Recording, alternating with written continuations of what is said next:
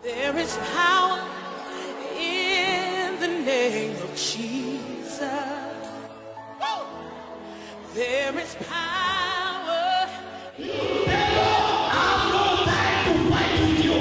By the word of God, I empower you now. In the name of Jesus. In the name of Jesus. To break every chain, break every chain, break every chain.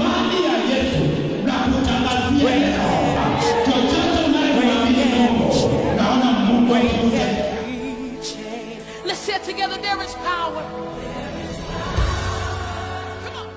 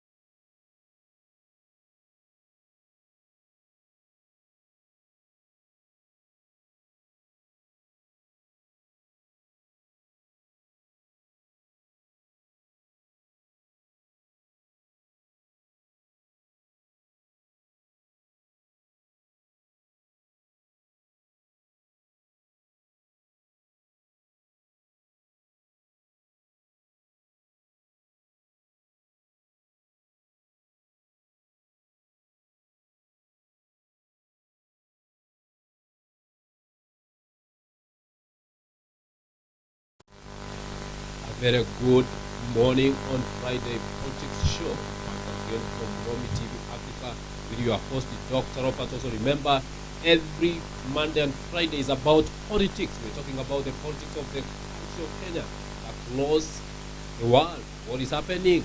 There's a lot that which has been happening over the week, but much more. We have the postponed election at Utawala ward, where for the MCA seat. You want to know why maybe this politics or why maybe this election day was postponed, and maybe when it was postponed, when is it expected to be for them? But with that much more, we have one of the Mheshimiwa from Utawala ward. We'll be talking all about that and telling us his vision, his mission, and what he has for the people of Utawala ward. But before we go there, go to our social media platforms, like, subscribe for us, and tell us where you are watching us from this morning on Friday, as we are coming to you live with your host, Dr. Robert Osoro. Allow me to introduce my guest this morning. I'm telling you, it's gonna be fire. I'm telling you, sit, don't dial that dial, because you are going to learn more especially if you are coming from Nairobi County. You know, every ward contributes to the growth of the county. We have the man himself, Al-Sakata, making it beautiful, but we must have people who will be contributing from their work. And this morning, I'm joined by Hon.Reagan Pandaman. Karibu Mheshimiwa. Asante sana. How are you, sir? I'm very much okay. It has been great having you to our studios this morning. Actually, it's a big honor. And I'm very much happy. Welcome, sir. Asante sana. You know, we have been seeing most of your posters had you fighting with the people around about concerning the fighting for the freedom of the people, fighting for their rights. Yesterday we show you in the clip that which is running down there, we show you fighting for the rights of the people of Utawala. We call how do we call that place? It's a Bogota place. Bogota place. There were houses that which were supposed to be demolished, and people have nowhere to sleep. People have nothing to eat. People were complaining they don't have jobs. Maybe in a minute, director, you can put us that clip where he was talking yesterday. That's where we are going to start from.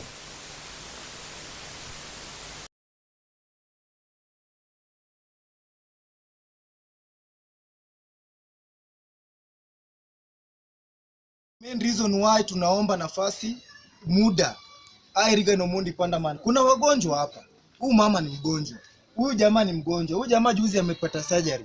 Sasa huyu mtu kama ukimfukuza kesho umempatia siku 3, sincerely speaking. Hata kazi hana kazi. Na hana kazi. Hana kazi. Tunaomba Hon.Reagan Pandaman as a candidate. Pia mimi ni mheshimiwa. Yes. Na pia mimi ni mmoja wa kiongozi. Naomba huyu mtu Bogota ni kweli. Naomba watu wapewe muda. Bogota tore sahihi toka. Mimi nakulinda wewe babu. Hatuna shida kuenda nakulinda babu. Hao watu ni wagonjwa. They cannot, where do you want them to go? I will have no place. Hakuna mtu ameua hapa. Sawa? Iko sawa. Asante sana. Saying that some people are very sick, some people have no place to go. There is that mama ambao wa mboga kipanda mboga haso. Ulikuwa unasema kama mama kama huyu ni mgonjwa, she has nowhere to go. Tell us what was happening. Actually, in Bogota, you know, they were demolition because they were development. Actually, they were given a notice of 3 days, which were supposed to come out. But due to time, actually these people, most of people in Bogota, they are jobless. They just need people to show them way forward for great empowerment towards them job opportunities. So the main factor why I was there, at least so that they can also be given some time to get prepared. Because actually, you cannot just be told, oh, come out the next 3 days. And yet, most of them there, they have no jobs. And actually, the other ones that I spoke about, that they were sick. Like that woman, actually, she claimed she was not feeling well. That's why even she was besides there claiming that actually she's completely ill. Secondly, the other youth that was just close to me, actually, alikuwa amekatika kidole. One of the kidole in the picture there. Kidole yake, he has a pro issue, and na mwingine tena hapo just went surgery, undergone surgery some 3 days back. So you see, they are undergoing through health issues here.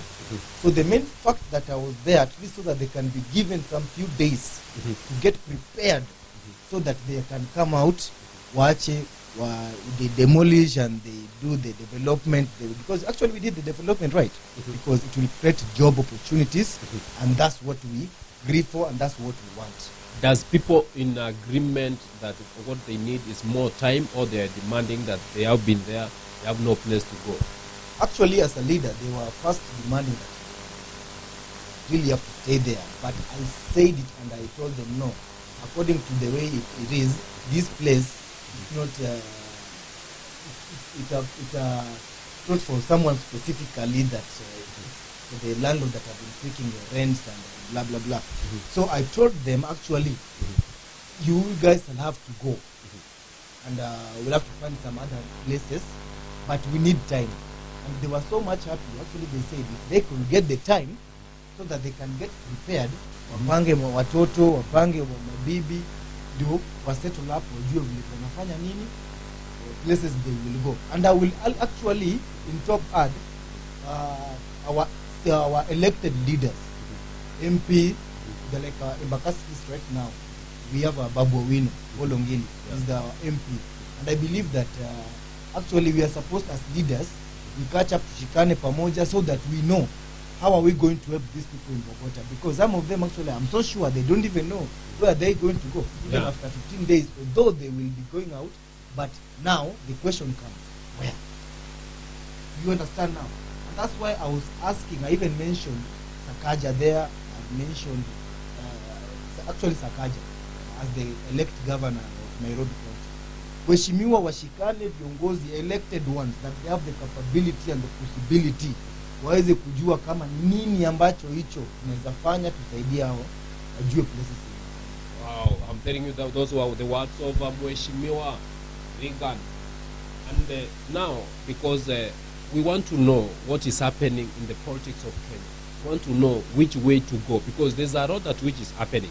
Maybe Mheshimiwa, you know, I wanted us to go as a breaking, as ice breaking, so that we can know what's happening. Maybe now I will give you a pet opportunity or time to introduce to you. Camera one is your camera. Introduce to you who is Hon.Reagan Reagan. Then tell us something before we get into the politics of the day. Thank you very much. I am Reagan Omondi Pandaman, a candidate vying for Member of County Assembly Utawala, and I believe I am the next, because I believe and I am passionate about children's welfare, youth empowerment, and also believe in Ubuntu spirit. Depression is real. And as youths, we are going through under highly depressions. And I, Reagan Omondi Pandaman, I will make sure, and I will for real make sure that I bring the development, the changes that are being required in Utawala world. Change is coming. United we can. Divided we fall. Together, let's do it. Thank you very much. Wow, those are the words of Mheshimiwa Reagan Omondi Pandaman. Where does, is it Pandaman your full name, or where did the name Pandaman came from? Actually, Pandaman is my nickname. My official names are Reagan Omondi. Pandaman is my nickname. I found that name when I was 20 years old. And actually, hiyo jina inamaanisha mambo mengi.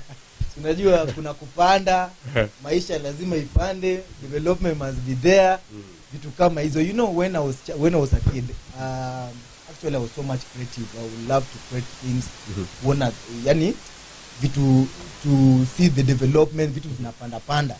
So one of the guys wakaanza kuniita, "We Mr. Panda, kila saa unasema lazima ipande, we lazima ipande, we lazima ipande." So the moment the time used to go, then nikapata hiyo Pandaman. Kutoka tu mtoto Pandaman. Even my mother calls me Pandaman. Then that's how it came. And that's how it came, just because of the creativity na kushinda kusema. Unapanga kupanda nini Utawala ward? Napanga kupanda maendeleo, watu wapande nayo.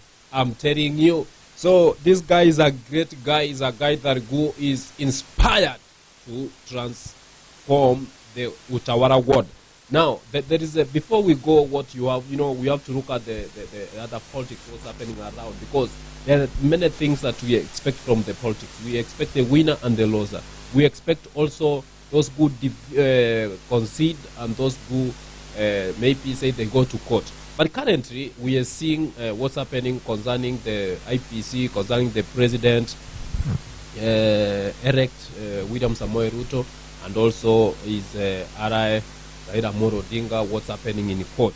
Like the reports have been going, people are waiting for the 50th or 5th of this September. Today is on 2nd. We have 3 days to hear the judgment. AP, what can you say concerning that, about the judgment that which is coming out?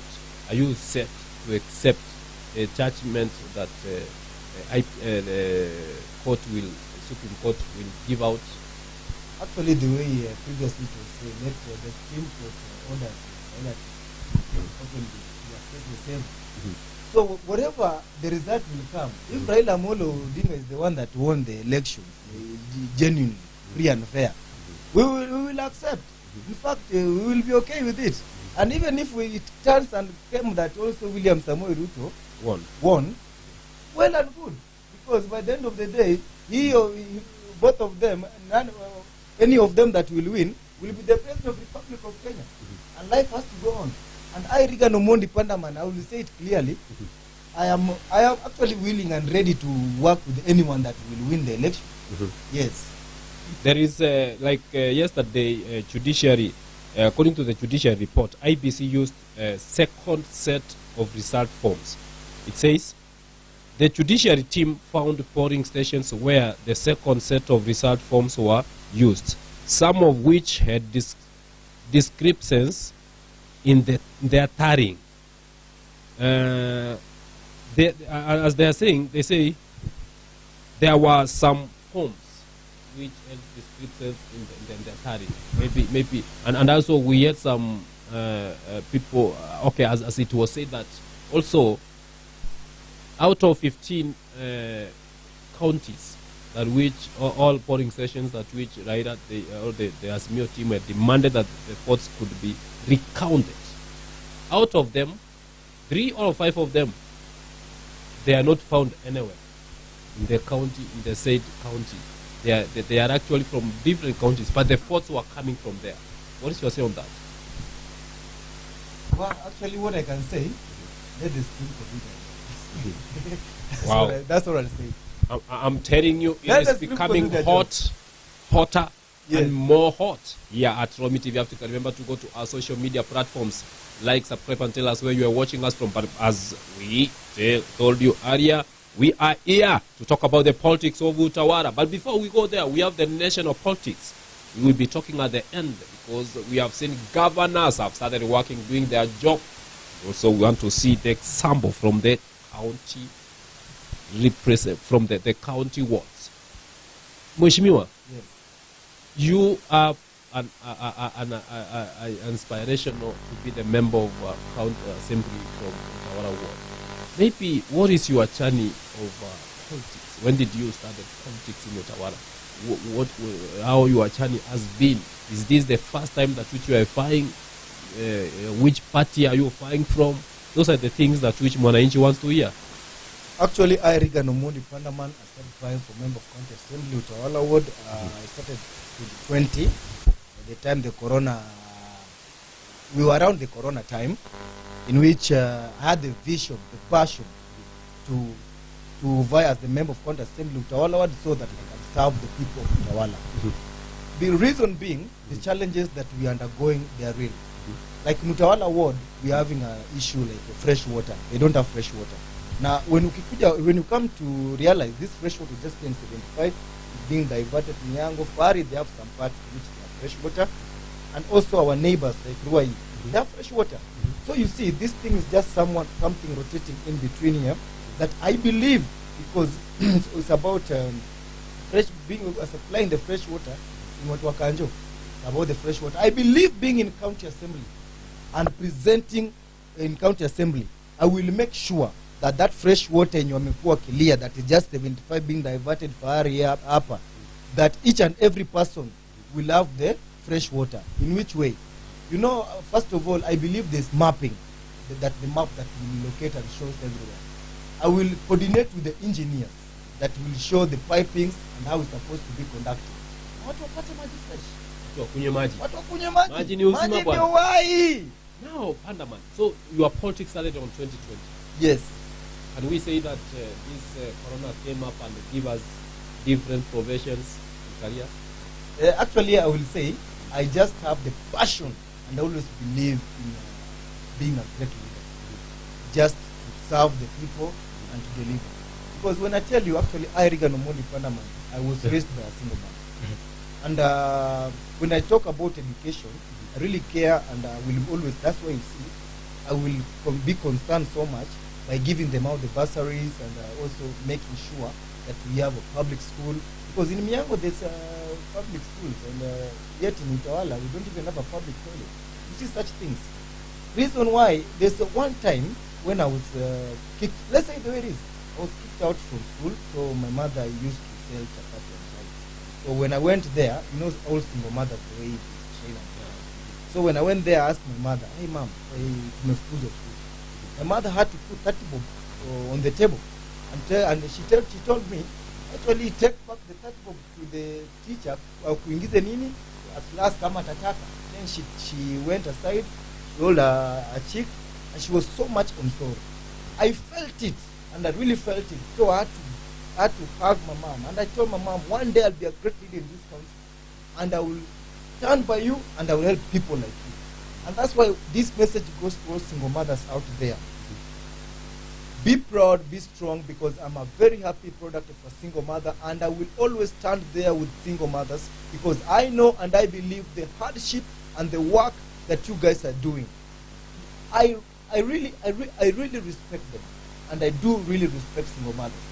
Are we together? And that's why under my leadership also here, I will make sure I will give the bursaries. Ndio watoto wasikose school fees vile pia mimi nilipitia hiyo tatizo ya kukosa. You know, let me explain to you something here. There's two different people between someone that you will explain to this person, kuna mtu ambaye analala njaa na mtu ambaye ameshawahi lala njaa. Someone mwenye ashawahi lala njaa, he or she knows the pinch, knows the pain.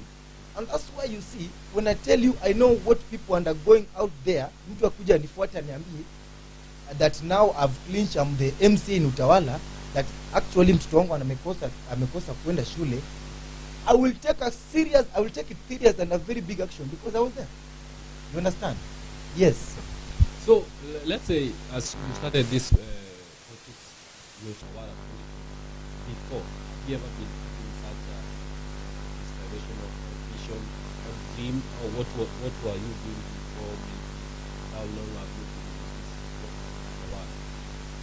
actually, as I said before, this vision of being a great leader started a long time. And I started beginning vying as a member of contact assembly. It's the one that I began to. I was not that much rush. I was just gently moving around, taking people. But I've been in Utawala for really quite long, because I've been in Utawala even before this road was being built, even before Karani was elected. So although what was happening by that time, I was not so much on the ground, but I could see what was happening. And even in Utawala, what people today I need to explain to them, they must understand. Mimi nimeuza mpaka viazi hapo shopping mall kabla ni. It's only that some people they cannot remember me. But we used to take from pick up molo. Na tunaleta tunazunguka viazi kwa bei rahisi. Viazi kwa bei rahisi. You know, in life it's a growth. It's a journey. And whoever will say that, oh, mimi maisha yangu, mimi ni tajiri, mimi nimefikia tu maisha ya starehe, then that person doesn't know the real problem and the real challenges that people are undergoing. Umenielewa? Mimi hakuna kazi sijafanya. Wow, I'm telling you this, the words of Pandaman. There is a story that when we go after this short break, when you're coming back, we'll be talking. Many people are complaining about the road of Utawala. Is it bypass? Bypass. Certain or no? Eastern bypass. Eastern bypass. Yes. There's no pumps, there's nothing. And there's a time we saw you on the road with the number of people complaining that people are given jobs there, taken from from Kapete and other places to be given jobs here, and yet they are boys. But after this short break, we are coming and talk about that. Keep watching that clip. We are coming after this short break. Remember to go to our social media platforms at ROMI TV Africa, Dr.Robert Osoro, like, subscribe for us, and tell us where you are watching us from. Tuko studio na muheshimiwa yuko hapa. Usitoke, usionyeshe kidude, bakia pale tunakuja. Si lazima tupiganie haki yetu. Lazima tupiganie haki yetu. Tuko hapa. Kutoka kwa wengine wanakuja kupua kazi hapa. Mambo kuja tetee.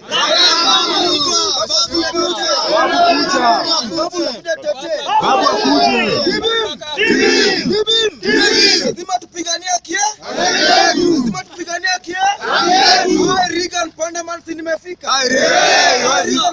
Nimefika. Viongozi wote sisi tuko pamoja. Tuko sheri huko. Once again, remember after this short break, we had a topic, we had something that we were to discuss about. Mheshimiwa, we have seen people suffered a lot this road of Eastern bypass because the road has not been there. I personally have slept on that road up to 3 a.m. up to 4 a.m. one time driving from town, and because it was muddy, it was a very narrow road. And now we have seen the road has been constructed in the last minute, because it has been that this road, the money was to be given from 2007 to 2013, and the road has not been constructed. But after the handshake, you have seen the road being constructed in the second term by Huru, and in a very speed way. But this road, we have got some benefits of the road that which has come. But again, there's a road that which has been happening behind the scene. I personally, there is a story that I've covered on that road, because people are complaining that it doesn't have humps. Number two, of course, that is a highway, but not include humps. People should know that. Number two, that road, the U-turns are in a very awkward place. For instance, if you check here in Rexo, in the junction of when you're coming from Roy Bypass and Rexo, there was a U-turn used to turn the vehicles coming from the town, passing through 75 GSU. Then you reach at Rexo petrol station, that's Benedicta. There was a U-turn, people used to turn, go straight to go to Kitunguri Airways, and some proceeded to bypass. They can go either to Tikaro, as the road has been constructed straight to Tikaro. But now, those U-turn was taken from there down to the junction of going to Fahari Hotel. Then, if you move from there before you reach also bypass down there's another U-turn. And in GSU there's another U-turn. So the places where U-turns are is a place that, because it's a highway, when someone is learning with a high speed, someone comes and finds, oh, this is a U-turn. He wants to turn because maybe someone had passes the where he wanted to go. What can you say about that? We saw you in a clip whereby first you are complaining that the people of your area where you want to be the member of account assembly, they are not given an opportunity. The youth and the young people, the professions, and people are taken from Kapete and other places of Nairobi and the counties to be given the job. Let's start from the clip, we go to the road. Yeah. Thank you very much about concern about Eastern Bypass Highway. First of all, I will talk about the clip that we saw when we were in China Section 11, which it has been moving viral several. Youths in Utawala, I will speak specifically in Utawala, they are jobless. My brother, depression is real. And you find we have lost several people because some of them is because of the depression. People keep judging these youths. Let me tell you, the moment you are idle, my friend, you will find yourself doing something that is so completely negative. Yet, they just don't have someone to show them the right direction and the path, show them how to fish. That is the key. Instead of roaming around and giving them the fishes, show these youths, this is the way and the path how to fish. So, when I was there, in China Section 11, they were poaching people from Kabete. They are bringing people from Kabete to work, to construct this road. Yet this road is being constructed in Embakasi East under courtesy of Baboino. They are constructing this road, not even giving the youth opportunity here to... We have engineers here. There are people who can kazi ya mkono wanaweza fanya. Yes, sir. And that's why nilienda pale kuwapigania kusimama famu, kuambia at least vijana wetu wa huku pia wapate opportunity. It was not an easy task. Kidogo hata tunakula tiaga. Hata akakuja akasema, oh, natoa tiaga. Nikamwambia, my friend, toa tiaga, wacha wananchi waone you are taking our job opportunities at the same time mnatulisha tiaga. And in which tukapelekana the first day, the second day, the third day. So when the HR that China, when the China guy came out, we had some disagreement because he was trying to tell me, oh, that those people you are seeing there, I've been working with them for 15 years.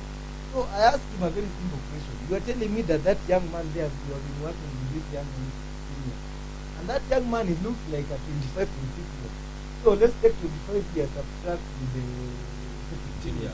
So you want to tell me this young man started working with you when he was 10 years? My friend, let's stop playing around, hitting around the bushes and playing around. So what you're trying to say is that at least even if they're coming with their team, of course, which they have been working together, having that experience, they get some other teams from the area they are constructing so that they give them opportunity like this manual chocks.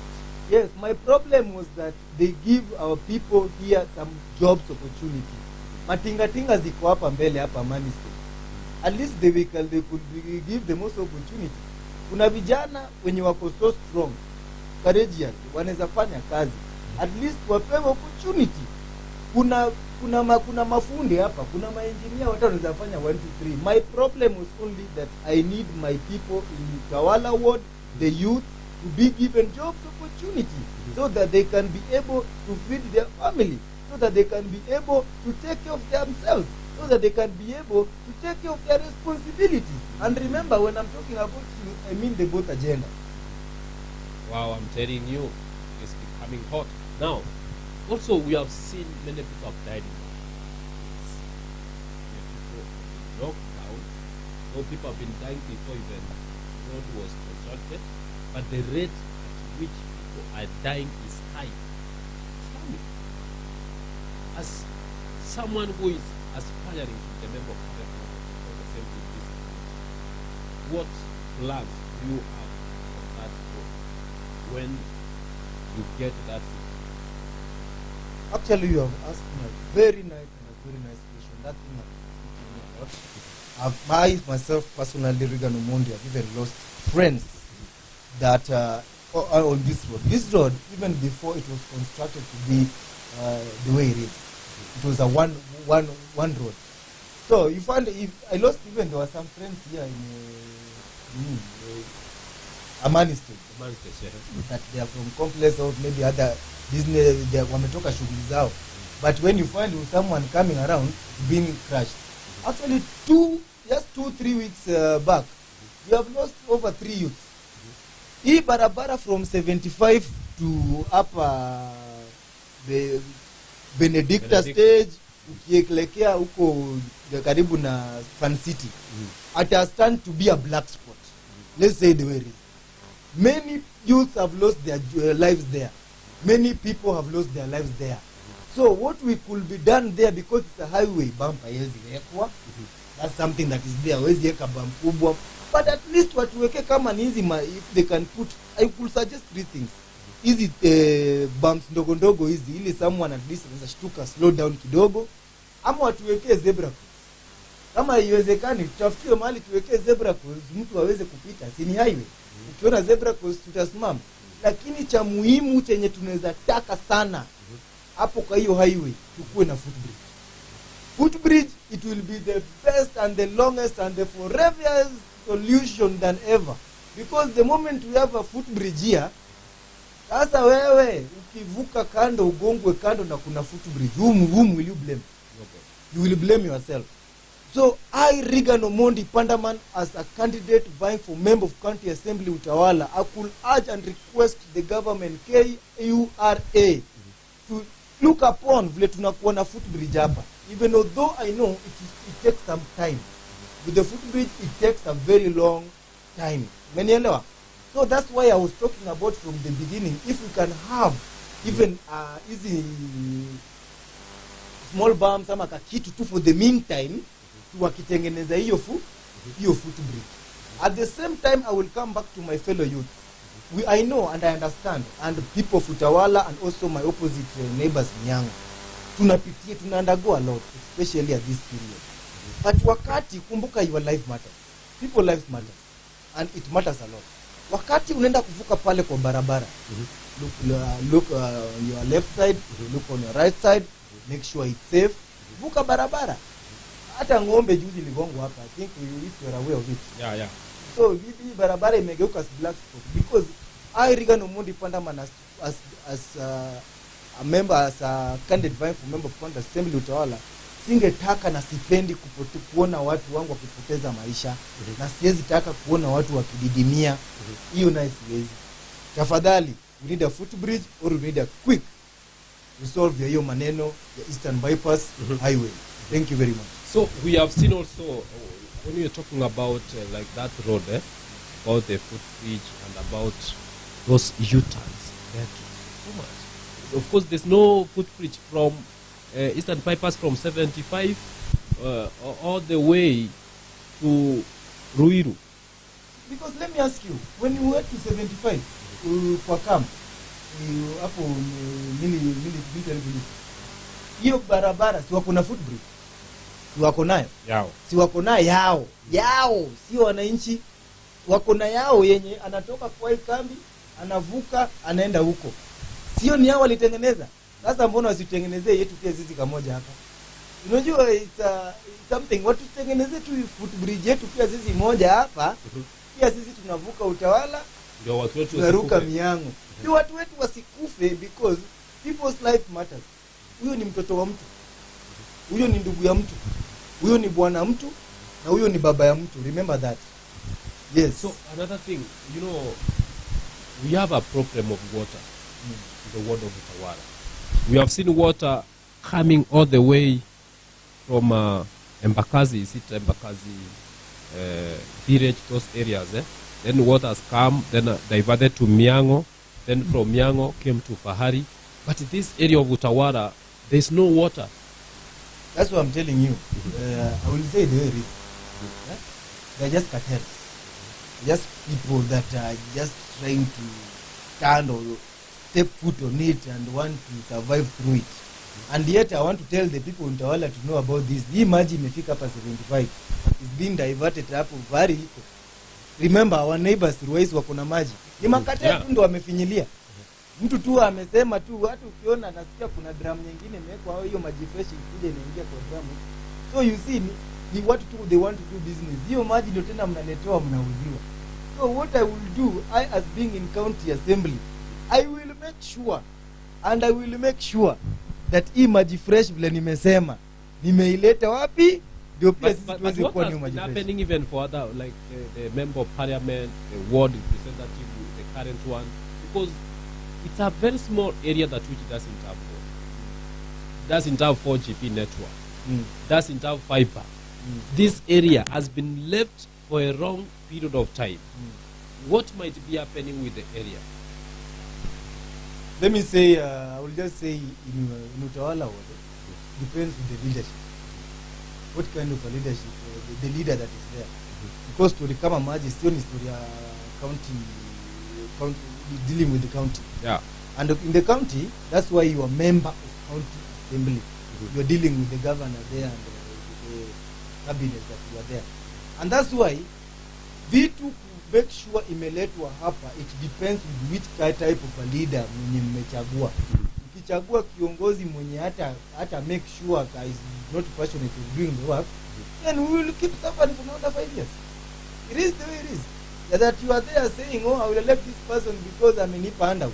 You know the problem also with people, anaangalia pesa. Oh, lazima nitoe pesa, oh ndio niende nipige kura. You know the moment umeenda pale na mtu amekuonga ndio upige kura, remember you are selling yourself, you are selling maendeleo yenye yatakuja kwako, you are selling your wife, you are even selling your own daughter, mtoto wa watoto wako. Umenielewa? So it's a high time tunasimama saa hizi tunasema kuacha wachague kiongozi yule ambaye atafanya nini? Atafanya kazi. Who that will deliver. Actually, you will allow me to say this. It was so embarrassing that just previously His Excellency the President of Kenya, Hon.Reagan Pandaman Mca, alikuja hapa kufungua dispensary. And yet in Utawala ward we don't because that's what I wanted to ask you, Mheshimiwa, that in Utawala ward we don't have any government hospital. We don't have even a single one in Utawala. Number two, we don't have any government school apart from Utawala Academy. And your child getting to Utawala Academy, it will take you longer. Yeah. We don't have any high school here. We don't have social hall. We don't have any social hall where meeting can happen. We don't have any dispensary. Mheshimiwa, what plans do you have for the people of Utawala ward if elected as a member of county assembly? Thank you very much, and I will want Utawala to hear this and so that they can hear it clearly from me, Hon.Reagan Pandaman Mca. I believe in every county, in every constituency, and in every ward, there's a map that public utilities are being located. Even Utawala ward, there's a map that public utilities are located. Inasema hapa inafaa kuwa na soko, hapa inafaa kuwa na public school, hapa inafaa kuwa na public hospital, hapa inafaa kuwa na the social hall. I will make sure being in county, the way the the map is being allocated the public utilities ikue, I will make sure ya kwamba tumekuwa na public school hapa. As I said, mimi nilipitia, nimelelewa na single mother, stories za school fees zimekuwa ikakuwa ni tabu kidogo. Umenielewa? I will make sure watoto pia wakuwe na public school hapa ndio waweze kusoma. I will make sure hapa tukuwe na public hospital ndio our health nini tukuwe sawa. Because I believe there's no way you can tell me my brother in Miango kuna dispensary. Let's say the way it is. In Miango kuna Miango secondary. Si ndio? Ni kweli Mrongo. In Donholm kuna Donholm primary. The way it is. What about Utawala? What about Utawala? So you want to tell me in these 4 wards, in these 5 wards that are in Embakasi East, Utawala ndio hakuna place that a public utilities are being located? It is. It is there. But where did it go? But that's why I said it depends with the leaders that people they choose. The leaders. Because, yes, some of them will go in there in the county to sleep. Ama mtu is just going there to do what? To squander. And just give me time kidogo. He's going to squander. He's going there to say, I bought them. So, labda mkuu na maendeleo ni shida ninakuwa.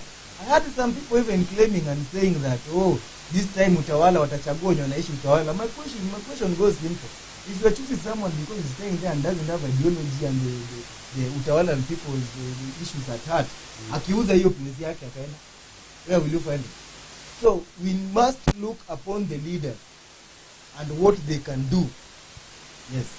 So, Mheshimiwa, we are going for a short break, but when we come back, we will be talking about the national politics, and we'll still be asking you about what is this that you have from the county work that can contribute to the national government.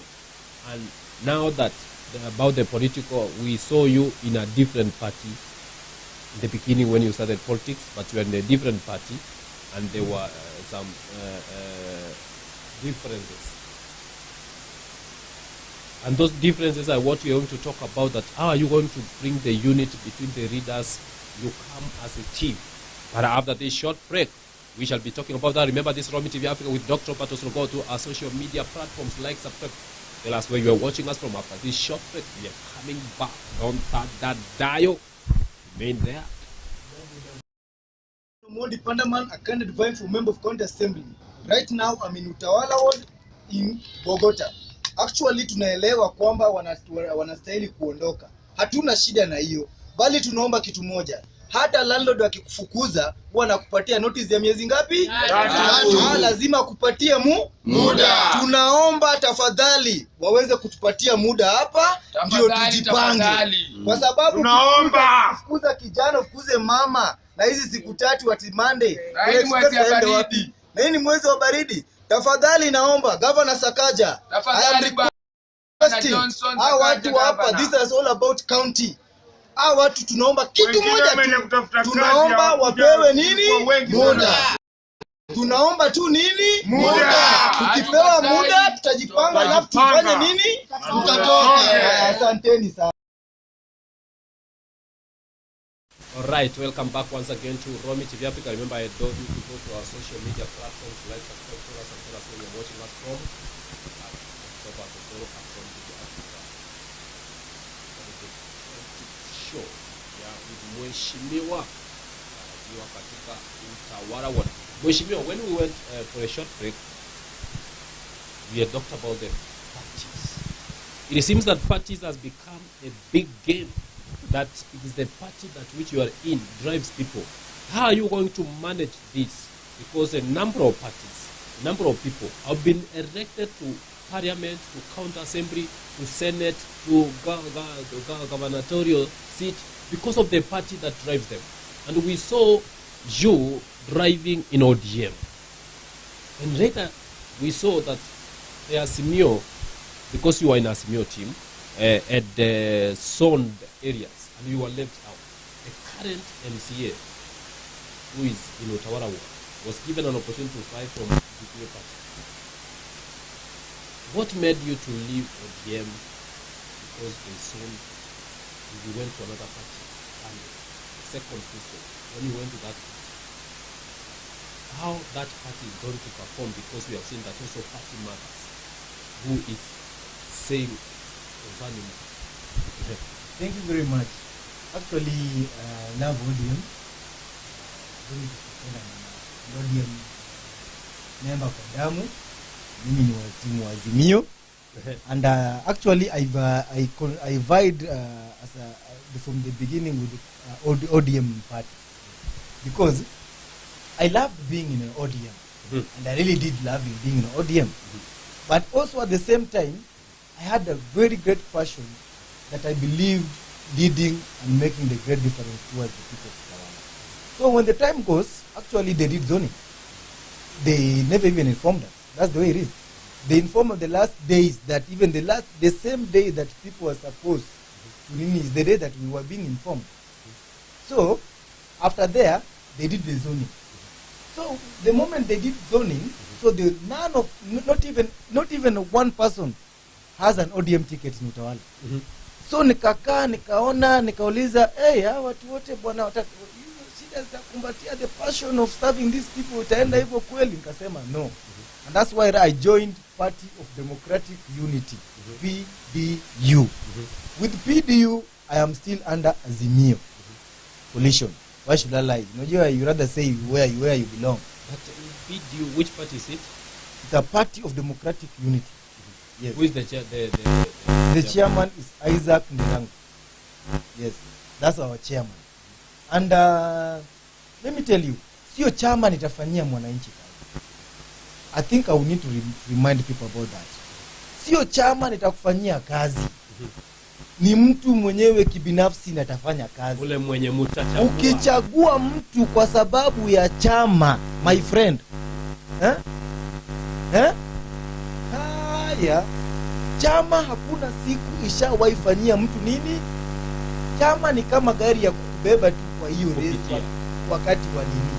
But we have seen in Kenya. Ikifika wakati wa kazi, I want you to, have you ever heard in a parliament? Okay, what about this MB Ogenya that was elected for Goodmorning? You see, no, you're asking me, and also need to ask you. In Ugenya, in fact, I'm from Ugenya, and this MP was being elected with the UDM. You see, UDM was part of the Azimio. So what about PDU? PDU is part of Azimio. Asante. So we're in the same lane. Mheshimiwa is unajua siasa lazima tuangalie mambo mingi. Sababu watu wanaangalia vitu nyingi. Exactly. I've seen people who have been and in fact, let me tell you, you want to know about the people nowadays, that is actually this politics is in Mama sana. But tell you the reality. Because watu wameonyesha maturity. Watu wameonyesha kwamba not the party. Not the party. It's the person. It's the person. What do this person want to do for us? Si unakuja tu Azimio, Kenya kwanza. Azimio, Kenya kwanza. Hauna manifesto, hauna agenda. Na ukiulizwa what are you going to do, unajam. Inamaanisha hauna manifesto. Juu ukiulizwa manifesto ni umbrella. Ukiulizwa manifesto unaharakisha kwa mfuko. Shika bwana ndo kunywa, because you don't want to be asked several questions. Let me ask you. I believe there are people that even invited through independent. They got it. Now like the governor of Meru. Moja, my friend, we had discussions in politics. Politics imewaka moto. Umesema kumekucha. My friend, kuna mtu alisimama na independent. Na akatuanga UDA, na akatuanga ODM. Tell me why. Kwa sababu people saw the passion na manifesto ambayo aliuzia watu. Ni nini maendeleo ambayo alikuwa anataka kubadilika. Na huyu mwenye alitembea na punda, kuna mtu alikuwa na punda tu na akapiga watu wenye walikuwa na hizi tractor matrela. So you see what people do love is the ideology. Unalalia kwanza, ushuku sana. Wacha nikwambie, wananchi should know this. Mwanasiasa yote ambaye yeye akisimama kazi yake ni kulalia chama sana na mfuko sana, my friend, huyo hakuna kitu atafanya. Kwa sababu anajua pesa yake itamuokoa. Yeye anategemea pesa yake itamuokoa na nini itamuokoa. Mheshimiwa, my director is telling me that time is running. There is someone in Utawala that who is watching right now, they want to hear your manifesto, they want to hear what you have for them. As we are almost worldwide. But for someone watching us in a worldwide, this is we are talking from Utawala ward of Nairobi County, that is in Kenya. We are talking concerning the ward, Utawala ward, which the election did not took place because of one of the candidates or member of our county assembly is a deceased, actually got accident and unfortunately died. To make God rest his soul in peace, and that's why those elections were not held. They were given enough time so that the party was fighting to get someone to present. Also, so let's go back to the politics again, as Mheshimiwa is going to tell us his manifesto and also what plans that he has for the people of Utawala as we know it by the politics. It's your time. It's my time. Thank you very much. In Utawala world, the first thing that I will make sure that I will do is the job opportunities by creating employment towards them. Depression is real. Na kweli wana Utawala, we have no jobs, especially when I mean youth. You know, people have to understand youth can age from 35 and also below, and it's including the both gender. Tuko na company mingi that are in Utawala that Nilo Kenya is a matter of whom do you know, and I will make sure of being the person that they know. I will go there, speak on their behalf, watu waweze kufanya nini, waweze kutoa kazi. I will also make sure that dini hata wenye wanataka to join forces hapa AP, GSU, so that they can at least get employed. Let's say the way it is, kazi mtaani, not the people of Utawala have been doing it. I will make sure nimerudisha hawa watu Utawala ndio waweze kufanya nini, hiyo kazi mtaani, ikuwe ni watu wangu wa Utawala. Garbage collections have been not collected with the people of Utawala, as you all know, is from other ward, but I will make sure hii kazi hii garbage collection ni watu wa Utawala wanafanya, because the moment we are doing the garbage collection, tukichanganya tunafanya, imagine collecting the garbage and recycle. How many youth will get the opportunities? Projects ni mingi, unaweza fungua hata broilers na ni projects za makazi. So many and many more. I will not even because there are several things, ideas that I have. I will also support artist talent, because myself I'm also an artist. By the when you were talking by the camera, you said you are an artist. I'm also an artist. Tell us about that, because there's a lot of youth in Utawala here that needs mentorship. Actually, when I say supporting youth, before we started always a shoulder, and we are not what to say much more, because many people knows what happened, in which hiyo ilitendeka. Mimi nataka kuongelea yangu as an artist. When I say I will support youth in talent, because I do really know I'm an artist. So being an artist, I know the challenges that wasanii wanafanya nini, wanapitia. Mimi kuna ngoma zangu au masongs zenye hata naweza kupiga mpaka tupigie moja freestyle.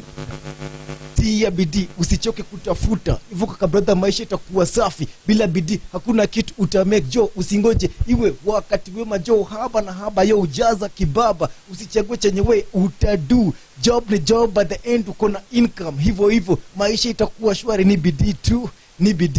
Actually, that's my song. Wow, it's a wonderful song. So, you know, one thing I'm learning is so Igeo Yeah. He came to Parliament. Jago. We have also Kata, also some musicians. So what is it that these young men and musicians who are singing in Parliament? Because we are just we believe in our fellow youths, our fellow we believe to empower people who has the talent. And that's why when I talk about empowering talents, even sports, I'm someone who does, so it's something that I understand. Yes. So that's also part of my manifesto, in which also something else that I will make sure that we have the fresh water, because as I said before, they locate the wave Leziko. I will make sure being in a county, because I believe there's a map in every constituency, in every county, in every ward that is being allocated where public utilities are supposed to be. I will make sure that we have the public school according to where it's being located to be. I will make sure we have the hospital as it's located where to be. I will make sure that we have even a social hall here so that we can have a place to present our meetings, to do our training. We can also even have colleges of training. But I've also heard everybody talking about this. Everyone, when it comes out, they go for, when we talk about gender, most of them, they're going for gender like women, like ladies. And the boy child has been left out. Everybody is learning to that child. What plans do you have for the boy child in Utawala who have been in drugs, have been in... You see, that's why I said, when I say about youths doesn't, people have to understand, youths, it includes both genders, both female and male. Do you understand? And when I'm creating this empowerment, it's for both of them. The reason being, let's kill the idleness. Opportunity, the first thing I will do to these people, the kitu nitakuwa napigana the first my time in the office, ni kuingiza watu kazi. Giving them the opportunities so that they can know how to fish, so that they can take care of themselves, because there's no way nitakudanganya ati immediately nimeingia nitaleta shule. That youth there has an empty stomach. Umenielewa? So employ kazi ni kama tukuje kwa mafundi wako wengi hapa. Ukitengeneza wakakuwa in one of the groups. Alafu hao malandlord wote pia washike pamoja. Kama unataka plumber, wanapiga that one phone call. Wanasukuma huko. Wakitaka nani? Wanasukuma huko. Si kazi zitakuwa. Ukijenga shule hapa, wale ni kinana utajenga. Si ni hao. Si makazi zitakuwa. Sasa unasikia in every kind of sector, I mean both genders. Kama kina mama wa mboga, coordination, kuna paka pesa za nia, that's national. And when I coordinate with my MP, Babu Owino Yeta, the MP here, watapata women, vile nimesaidia utaa vijana, separate group wakapata nini, walipata uwezo. So, it's something that you have to be creative ujue, hawa mama wa mboga, utawasaidiaje kwa flip hiyo biashara yao. How will you advise them? How will you support them? Ndio waweze kujifanya nini? Kujiendeleza. Are we together? Umeelewa? Lakini because lazima kiongozi ujue sekta zote. Sekta ya vijana, hawa nasema ni wasanii, hawa ni mechanics, hawa ni wa viatu, hawa ni mama wa mboga, hawa ni mama wa shona, hawa ni mama wa hivi. Wengi. It's a matter of empowerment na each and everyone. That's why unasikia tuko na self-help group. So you cannot promise that utasaidia individual. That will be a clean line. And that's why unasikia we form groups. In group ya mama wa mboga, you proceed, unajua wanaenda aje vile wanasaidika, unawasaidia hapo kama anything they want, mechanic, hivyo. Give them the tools, show them the path, and the things will do well. Thank you, Mheshimiwa. There is someone that, again, who is there. We want to let you appreciate.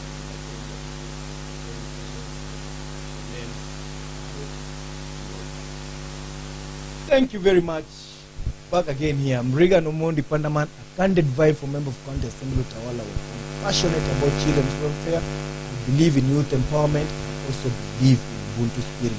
I believe once we are united, yes we can, and together we can. I am in Utawala ward, in which we have some 4 police stations, which is Utawala Academy, Pagilia, Aviation, and King's Outreach Church. Na waomba wakati tunaenda by election, naomba kura yenu kwa unyenyekevu ili muweze unielect as the next member of County Assembly Utawala, niweze kufanyia kazi kwa uwazi na maendeleo. Let's hold hand in hand together to make the great difference. This time change is coming. And together, hiyo vote yako ndio nguvu yako. Sikio jitokezee kwa wingi, ukumbuke Reagan Omondi aka Pandaman. Asante sana. Thank you, Mheshimiwa, for coming to our studio this morning in our Friday Politics. We are happy to have you here. Thank you too. We believe that you have spoken to people. People will judge you according to the promise you have given. Welcome again. Asante sana. Remember, this was Dr.Robert Osoro with Friday Politics at ROMI Africa, where we bring you politics every Monday and Friday here right away. Go to our social media platforms. Like it, subscribe for us, comment, tell us where you are watching us from at ROMI TV Africa. Dr. Robert Osoro. See you next top hour. Next news.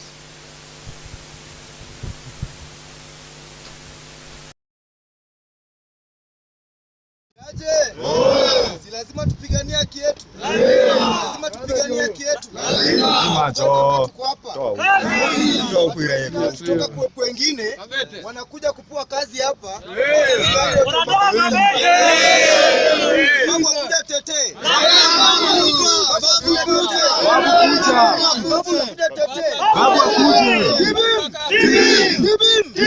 Lazima tupiganie haki yetu. Lazima tupiganie haki yetu. Hon.Reagan Pandaman nimefika. Nimefika. Kiongozi wenu si tuko pamoja. Hadi sheri huko.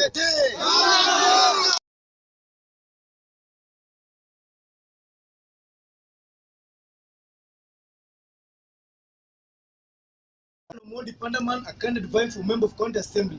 Right now I'm in Utawala ward in Bogota. Actually tunaelewa kwamba wanastahili kuondoka. Hatuna shida na hiyo. Bali tunaomba kitu moja. Hata landlord akikufukuza huwa anakupatia notice ya miezi ngapi? 3. Lazima kupatia muda. Tunaomba tafadhali waweze kutupatia muda hapa ndio tujipange. Kwa sababu tunaomba kufukuza kijana, kufukuze mama na hizi siku 3 ati Monday. Na hii ni mwezi wa baridi. Tafadhali naomba Governor Sakaja, I am requesting watu hapa, this is all about county. Watu tunaomba kitu moja tu. Tunaomba wapewe nini? Muda. Tunaomba tu nini? Muda. Tukipewa muda tutajipanga alafu tufanye nini? Tutatoka. Asanteni sana. There is power in the name of Jesus. There is power in